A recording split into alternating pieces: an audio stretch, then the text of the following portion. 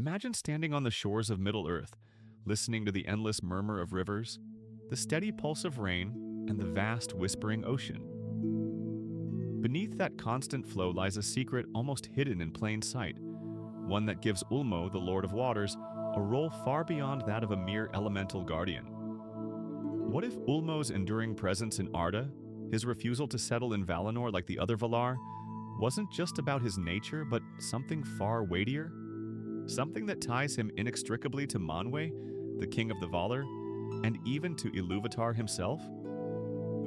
Today, we're unpacking a fascinating theory that suggests Ilúvatar entrusted Ulmo with a hidden, divine mission, a sacred charge to serve as the bridge between Manwë's lofty vision and the lived reality of Middle-earth. In other words, Ulmo exists as Manwë's secret ear to the world, a vital yet solitary presence whose empathy and connection to the children of Ilúvatar keep the divine music of Arda true, even amidst chaos and withdrawal. Let's start with the music of the Ainur, the cosmic symphony that laid the foundations of all existence. Tolkien describes how Ulmo and Manwë's themes intertwined beautifully.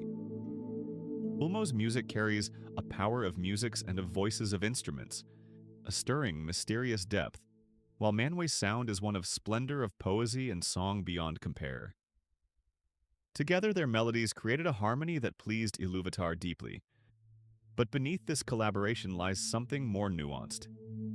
When Ilúvatar says to Ulmo, "And in these clouds thou art drawn nearer to Manwë, thy friend, whom thou lovest," it isn't just poetic imagery. This line hints at a profound metaphysical closeness, a deliberate ontological drawing together, as if Ulmo's watery realm and Manwë's airy domain meet and merge in the clouds, not simply weather phenomena, but symbols of their divine cooperation. What's striking is Ulmo's singular position after the Valar ascend to Valinor. Unlike his peers, Ulmo does not settle there.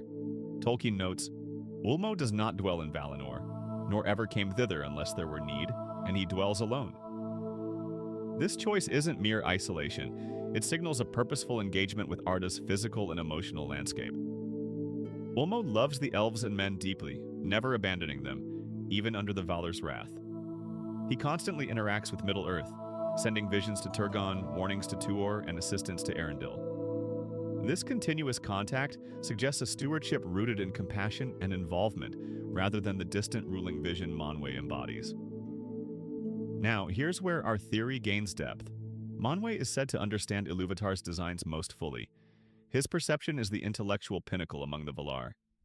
Yet, Ulmo was most deeply instructed in music itself, the living, swirling, emotional fabric of Arda.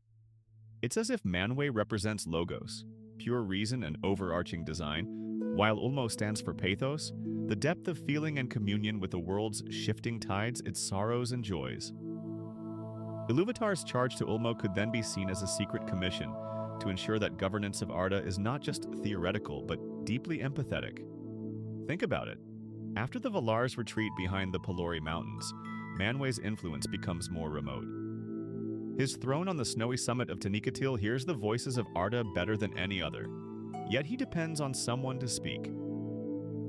Ulmo, through his mastery of waters, rivers, rain, seas, becomes that hidden voice, the prophet and witness to the world's sufferings.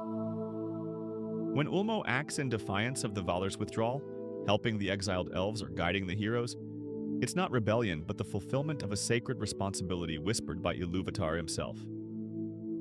This reading also gives new meaning to Ulmo's loneliness.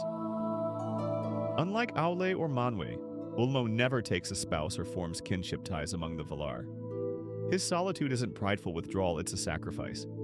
He chooses to remain alone to be undistracted from the song of the world, the constant, restless music of life that flows through the waters.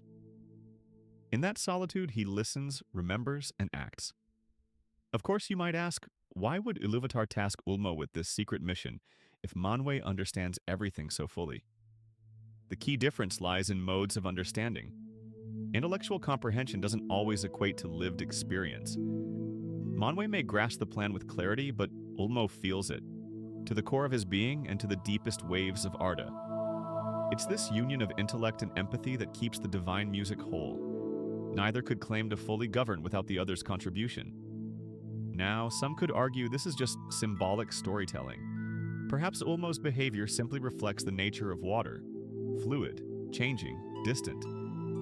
But Tolkien often weaves metaphysical significance into his lore, using elements as carriers of profound themes. Also, the fact that Ulmo repeatedly acts without rebuke, even when contravening the Valar's edicts, suggests a tacit, divine endorsement.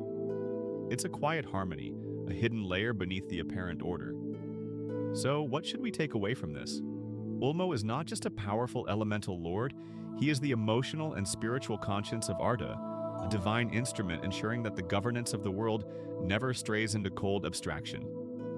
His closeness to Manwë in the clouds is both literal and metaphorical, a fusion of reason and feeling, air and water, vision and reality. Through this secret mission, Ulmo keeps alive the original music of the Ainur, supporting the hopes of the children of Iluvatar even in their darkest times. Now, I'll leave you with this. Do you see Ulmo's role as a kind of divine empathy? A necessary counterbalance to the lofty judgment of Manwë? Could this hidden charge explain why Ulmo remains so distinctly apart from the other Valar, yet so vital in the unfolding history of Middle-earth? I'm curious. Does this theory resonate with your reading, or might it stretch Tolkien's intentions too far? I'm sure there are many perspectives on this, so please share your thoughts. And as a final challenge, if Ulmo serves as the secret ear and conscience of the Valar, acting on behalf of Iluvatar's broader design, what might this suggest about the nature of divine governance in Tolkien's cosmos? How does this interplay between distance and presence reflect in our own struggles to balance vision and compassion? Thanks for listening. Let's keep the conversation flowing like the rivers themselves.